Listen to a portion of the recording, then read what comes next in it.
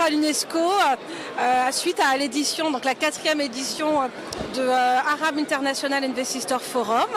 Et là, j'ai la chance d'avoir un entrepreneur qui est donc Jamel Berber qui participe à cet événement. Comment vous l'avez apprécié cet événement justement? J'ai été bien impressionné par la diversité des prix qui ont été donnés. Il y avait quelques institutionnels, mais la majorité sont des entrepreneurs eux-mêmes. Certains qui sont aussi des grands scientifiques, ce que j'admire beaucoup.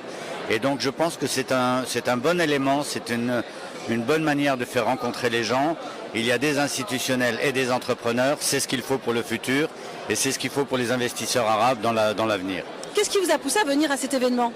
Eh bien je le disais, je suis actif et activiste dans la révolution pacifique en Algérie. Nous espérons que ça va provoquer l'ouverture de notre pays et qu'on pourra aussi là-bas avoir des actions non gouvernementales, avoir des initiatives, des militants qui travaillent. Et ce qui me passionne et pourquoi je suis venu ici, c'est pour pouvoir traiter dans l'avenir les problèmes de l'eau et le problème de la transformation écologique de l'Algérie, en particulier ce genre d'idée où on pourrait en Algérie créer de l'électricité. On a un énorme potentiel de création d'électricité avec des moulins à vent ou avec des panneaux solaires. Et ça, on pourrait à l'avenir devenir une plateforme industrielle importante parce que l'énergie, c'est ce qui pilote l'industrie.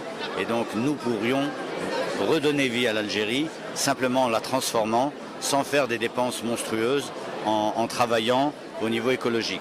Donc je suis venu ici rencontrer les autres activistes et les autres institutions et les autres entrepreneurs arabes et voir qu'est-ce qui a été fait de leur côté et comment est-ce qu'on pourrait discuter ça dans l'avenir. Alors effectivement, donc vous êtes attaché aussi à ces deux continents, enfin en tout cas entre le Maghreb et la France. Tout à fait, je suis attaché aux deux continents. Je suis très attaché à mes pays d'Afrique du Nord, le Maroc, l'Algérie et la Tunisie. Je suis algérien. Je suis français aussi, donc je suis franco-algérien comme tu disais. Oui. Je suis venu ici il y a très longtemps pour faire mes études, en 73.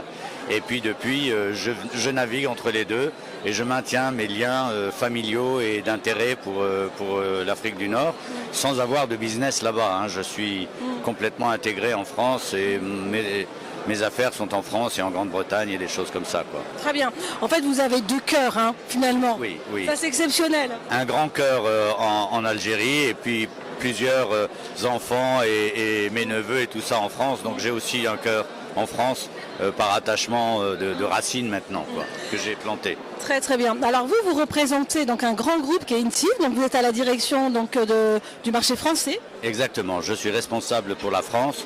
J'établis des contacts avec les très grands groupes, les premiers groupes dans l'aéronautique, dans l'automobile, dans ce genre de groupe. Et nous réalisons pour eux des développements, ce qu'on appelle nearshore, c'est-à-dire que les développements sont faits dans nos labos, soit en Allemagne, soit en Pologne, soit aussi en Argentine, suivant la spécialité qui est demandée. On travaille dans le cloud, on travaille dans l'embarqué de l'automobile, donc c'est beaucoup d'ingénieurs très pointus. Et moi, je dois en même temps comprendre le côté business, le côté relations humaines et le côté, bien entendu, finance pour que tout ça fonctionne correctement. Voilà. Très très bien. Alors, vous savez, nous, on est un média qui est beaucoup regardé par de jeunes entrepreneurs, des porteurs de projets. Et on a une rubrique où on vous demande de donner justement un conseil pour réussir plus ou moins son projet d'entrepreneur. Ah bah, le conseil, c'est déjà d'être passionné par une idée, avoir une vue que les autres n'ont pas, une vision que les autres n'ont pas. On peut aussi créer des entreprises dans tous les métiers, hein. On peut toujours créer une entreprise. Mais si vous voulez faire une start-up, quelque chose de technologique, il faut que vous ayez une idée que les autres n'ont pas. Donc une fois que vous avez cette idée, vous allez vous rendre compte que tout le monde fait des objections, mais que vous allez aussi rencontrer des gens qui vont vous aider dans le coworking, dans l'investissement. Il y a des gens qui vont se passionner pour vous. Plus vous serez convaincu, plus vous convaincrez les gens. C'est comme ça que ça se passe. Et puis ensuite, il y a une équipe qui se crée autour et c'est l'équipe qui fait vraiment le travail. L'inventeur, le créateur, c'est une impulsion. C'est le début, si vous voulez. Voilà, c'est le conseil que je peux donner. Ayez de bonnes idées, c'est plus important que des financements, c'est plus important que des associés qui soient pleins de fric et tout ça. C'est l'idée qui compte si vous voulez faire une start-up. À part ça, vous pouvez aussi créer une entreprise, vous pouvez faire une boulangerie, vous pouvez faire tout ce que vous voulez. Si vous avez un métier, vous pouvez créer une entreprise. Ce n'est pas forcément une start-up technologique. Hein. Chacun sa passion. Exactement, mais bien sûr. Et puis il faut le savoir quand même. On faut remercier tous nos artisans. Mais bien sûr. Évidemment. Et puis il y en a qui deviennent célèbres. Hein. Paul, c'est devenu une multinationale. Et c'est pas le seul. Il y a des gens qui font dans le yaourt et qui font des tas de choses, qui innovent dans des tas de sujets. Donc oui, tout est possible. Il ne faut pas avoir peur. Voilà. D'accord.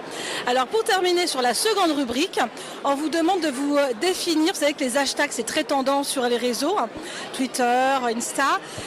Définir un petit peu votre personnalité en 5 mots clés. En 5 mots. Ça peut être aussi je suis un inventeur. Je suis un créateur d'entreprise. J'en ai créé 6, des startups toutes. Donc alors inventeur, créateur d'entreprise. Je suis un bon papa parce que j'ai fait grandir des enfants et qui sont maintenant des adultes et qui sont très bien considérés autour d'eux. Donc je suis paternel, un bon papa, on va dire ça comme ça. Le 4e point, je suis un activiste. Je suis très actif dans la révolution pacifique en Algérie. Je m'occupe de ça de tout mon temps libre, beaucoup d'argent, beaucoup d'investissements. Donc je suis aussi un activiste. J'ai énormément de contacts en tant qu'activiste au Canada, en Belgique, en Suisse, aux États-Unis. Et le dernier point, je dirais, je suis un bon dessinateur. Eh bien écoutez, j'ai envie de vous dire bravo. Je trouve qu'effectivement les mots sont bien pesés, bien choisis. Merci beaucoup. Et merci pour vos conseils. Et donc c'était pour Myriam News, en direct donc de l'UNESCO. Et puis écoutez, on vous attend pour nos prochains événements. D'ailleurs, si vous pouvez venir, invitez-moi. on vous invitera pour le prochain Samedi Coffee. Merci beaucoup, Tadej. Merci beaucoup.